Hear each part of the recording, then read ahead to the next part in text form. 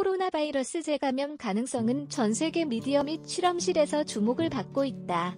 모두 알다시피 질병에 대해 잘 알아야 제대로 대처할 수 있다. 시간이 지남에 따라 잠복기 및 바이러스가 여러 표면에서 생존하는 기간과 같은 데이터가 점점 더 명확해지고 있으며 그로 인해 우리는 구체적인 특정 조치를 구현할 수 있게 되었다. 하지만 그런데도 현재의 팬데믹 상황에 있어서 계속되는 하나의 중요한 딜레마에 직면하고 있다.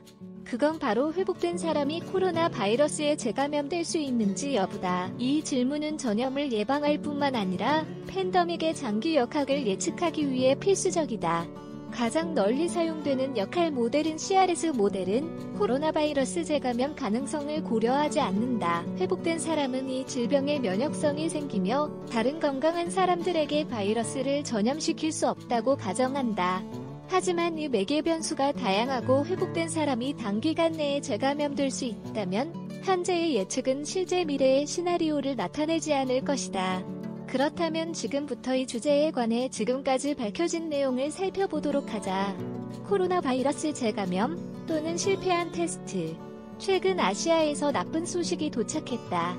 한국의 공식적인 통계는 4월 12일 기준으로 이미 완치된 것으로 여겨졌던 111명이 다시 병원에 수용되었다고 경고했다. 인간의 면역체계는 몸에 들어온 해로운 항원을 인식하고 과거의 감염을 기억한다.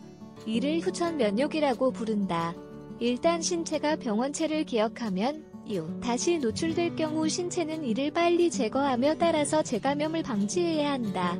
다른 유형의 코로나 바이러스에서 전문가들은 질병이 극복된 후 몇 개월 또는 몇 년 동안 면역력이 지속하는 것을 감지했다. 그렇다면 한국의 수치는 어떻게 가능하게 되었을까?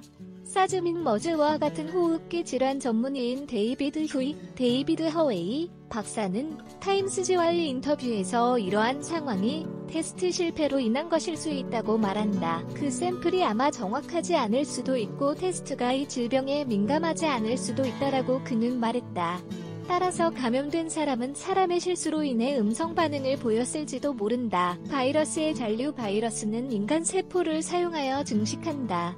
또 바이러스는 인체의 복제 메커니즘을 장악하고 자신들의 유전 물질을 복합하면서 그것을 사용한다. 이를 근거로 재감염을 아주 일찍 설명한 또 다른 이론이 있다. 가장 민감한 검사는 질병이 극복된 경우에도 우리 몸에 있는 바이러스의 RNA 흔적을 탐지할 수 있다.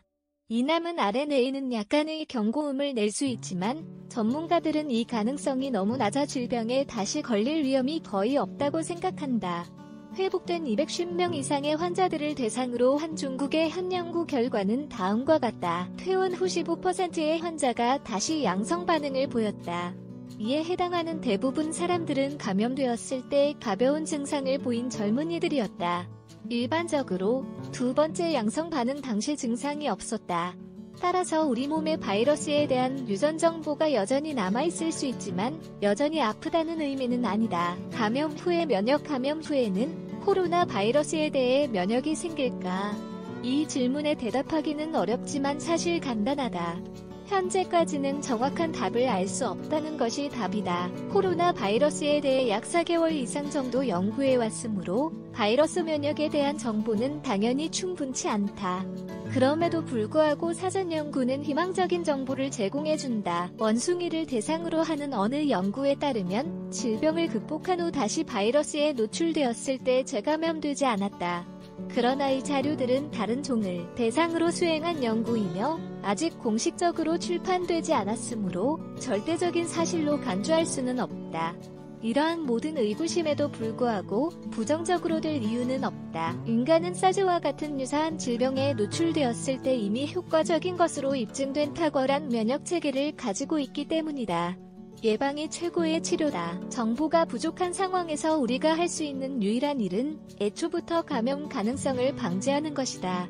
사회적 거리두기, 재택근무 증가 및 국경 폐쇄와 같은 조치는 바이러스에 대한 노출을 최소화하는 것을 목표로 한다. 이것이야말로 현재 상황을 해결하기 위한 핵심이다.